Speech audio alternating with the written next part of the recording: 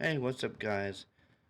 Hey, what I want to talk to you about tonight is the timeline in the Idaho 4 case. Now, mind you, not as the original timeline of the night of the murders. And what I noticed is really making me shake my head and wonder if we're being lied to, or at the fact that they just don't know what the hell is going on.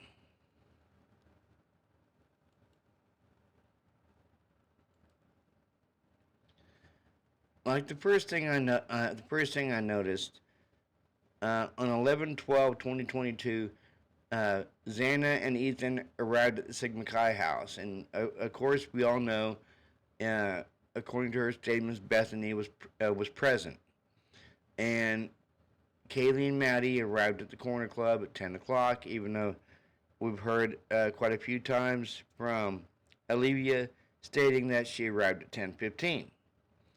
Now, over in Pullman, at 11:45 p.m., you had the drunk sorority girl involved in a hit and run in Pullman, and we've all heard the case about Gabriella, and the cops talking to her. She wasn't even drunk, and according to her, her sister had taken her car that night, and law enforcement was called to a frat party in Pullman at 11:45 at the same time at 11:45, because this is where this girl was arrested at was at a frat house. And now we've all heard the stories that Xana and Ethan was at the house. They weren't at the Sigma Chi party at midnight. They were at the house eating pizza because Xana's dad had called her at 12 a.m. So are you going to answer? Are you going to answer the phone in a really loud uh, frat party, or are you going to answer the phone at home where it's quieter?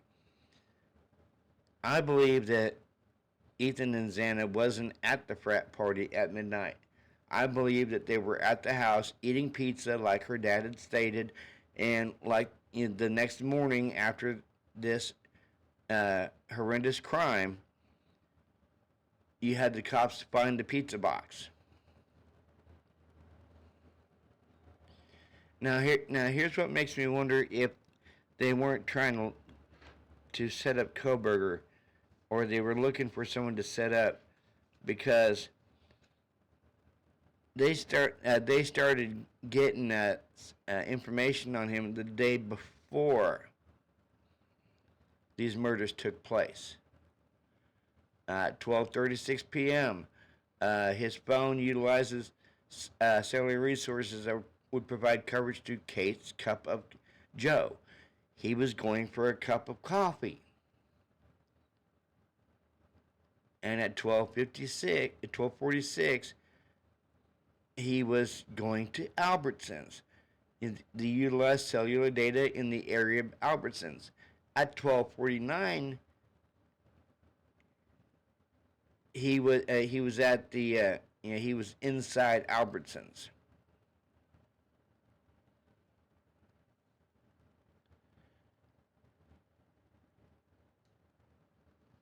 So they were getting stuff on him before these murders even took place. Or were they looking for a patsy to set up? Quite possibly.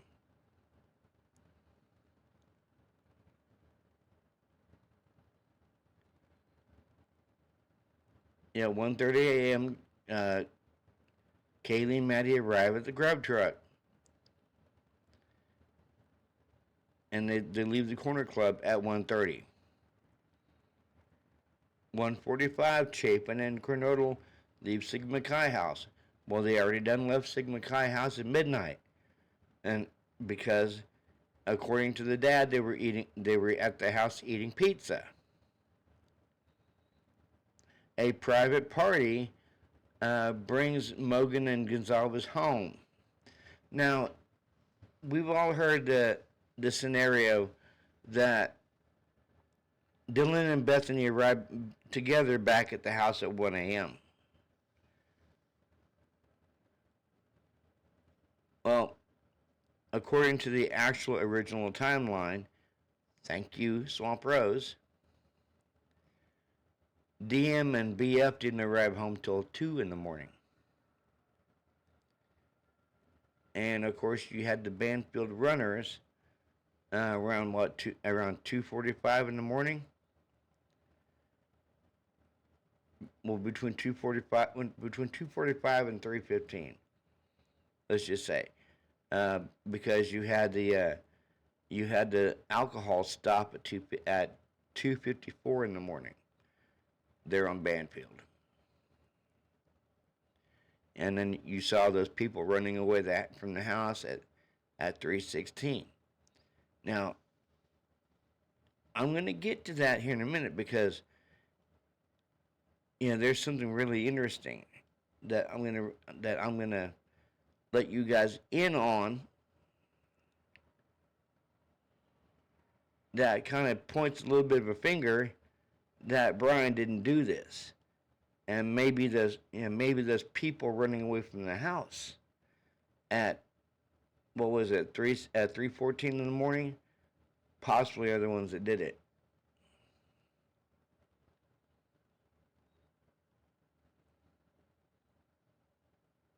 Okay, 156. A private driver brings Kaylee and Maddie home, and mind you, he didn't even stick around to see if they got in okay. Between 2:26 and 2:44, you had Kaylee called Jack D like 10 times and it went unanswered. And then you had Maddie who called and went unanswered. Now, listen to this. The 8458 phone was utilizing cellular, uh,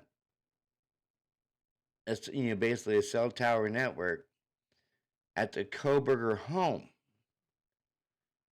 Now, at 2:44, similar car to suspect vehicle 1 is seen on in Pullman. So similar. Why is this freaking Elantra and Pullman being swept under the rug? 2:47, the 8458 phone utilized cellular resources that provide coverage southeast of the Koberger residence. 2:47, the 8458 phone stops reporting to the network. Suspect vehicle 1, southeast Nevada Street at Northeast Stadium Way. Now, mind you, this person is still driving, okay? Still driving. At 2:56, Kaylee's phone goes offline. Well before this person is even anywhere near the house. And what was it? About 3:14, we saw those 4 or 5 people on the body cam of the alcohol stop running or walking fast away from the house. It makes you wonder, guys. It does. Makes you wonder if that wasn't the frats. Because yeah, Xana and Ethan did get in an altercation at the Sigma Chi house because somebody was hitting on Xana. And that was more than likely why Ethan and Xana left the party at midnight and went home and ate pizza. But this person wasn't even anywhere near the house when Kaylee's phone went offline. And even Olivia Gonzalez said that she feels like the murders happened around 250 and 256. Oh, it gets better, guys.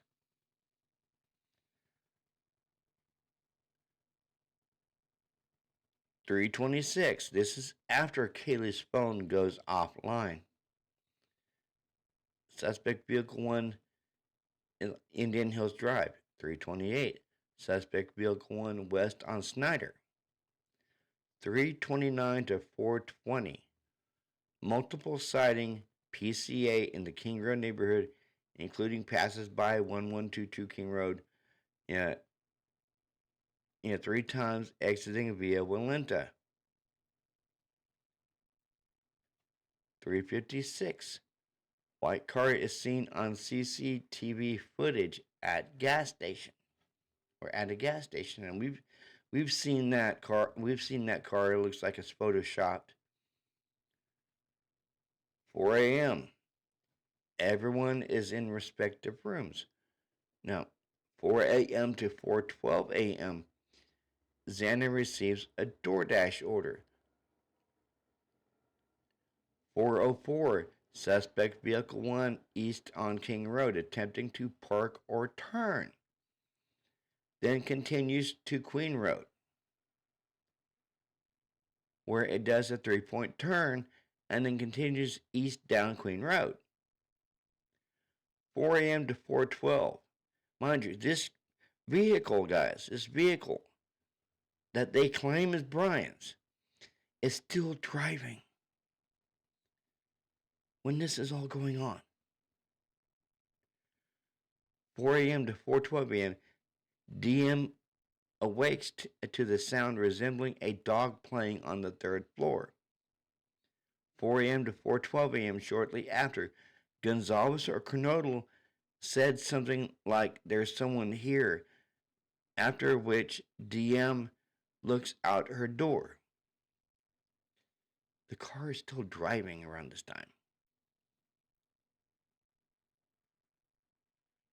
4:12 a.m. Xana is awake and using her TikTok. 4:12 to 4:17. DM opens her door a second time once she hears possible crying coming from Xana's room and hears a male voice saying something like, "It's okay, I'm here to help you." Now, that doesn't sound like a deranged killer. That sounds more like law enforcement or paramedic. 417. Security camera at 1112 King Road, 50 feet away from 1122, picks up barking voices, whimper, and loud thud. Barking, voices, whimper, and loud thud. 417 to 425. DM looks out her door for a third time due to crying. She then saw a figure dressed in black. Now, figure dressed in black, but she didn't go. She didn't state if he was bloody, if he had a knife. If she was able to see a weapon. He was just dressed in black clothing and a mask. He walked towards her, then by her door, 5'10" or taller, unknown male, not muscular, athletically built, bushy eyebrows. 417 to 425. After a phase of shock, DM closes and locks her door. 420. Suspect vehicle 1 is seen leave the King Road neighborhood at a high rate of speed. 425. The PCA suggests the unaliving happened and the unaliver leaves the residence. Okay, so if the unaliving happened at, they said 425, and he's speeding away from the area, how is how is Dylan seeing this person in the house between 4:17 and 4:20 when this person was already supposed to be speeding away from the area?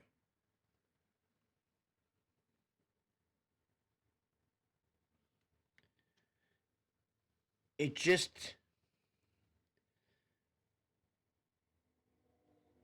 everything with this timeline makes my head spin because because when this person was driving around on the outside, that's when everything on the inside was taking place. So how could Bryan be the killer if he's still driving around and all this stuff is happening inside the house while he's driving around? Make that make sense. Or they knew the people in that house knew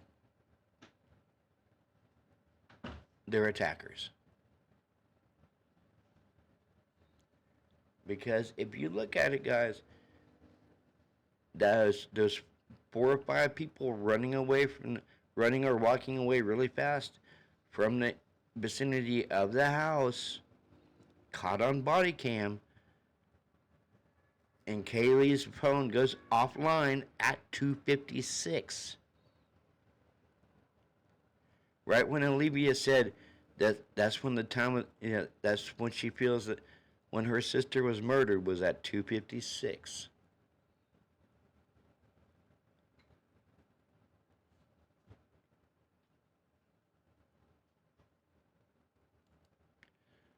I am really, really tired of the cover up in this case. And that's exactly what's going on here. A cover up. A cover up and a guy being framed.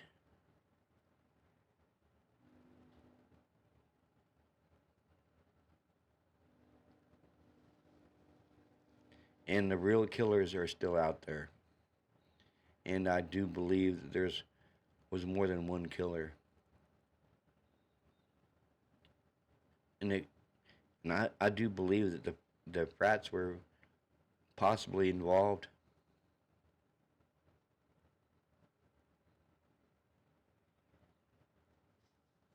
It just the way it looks like the frats were involved, possibly. Like always, guys, yeah, like, subscribe, and leave a comment on my channel. Let me know what I said kind of made some sense tonight.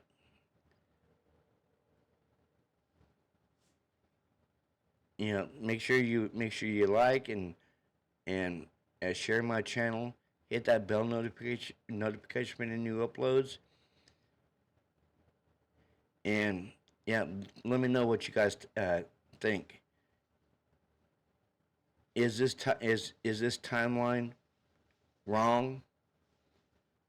Which I don't think this timeline is wrong because it was the original timeline from the night of the murders. But do you think Bryan is being set up because when this activity was going on in the house, he was still driving around?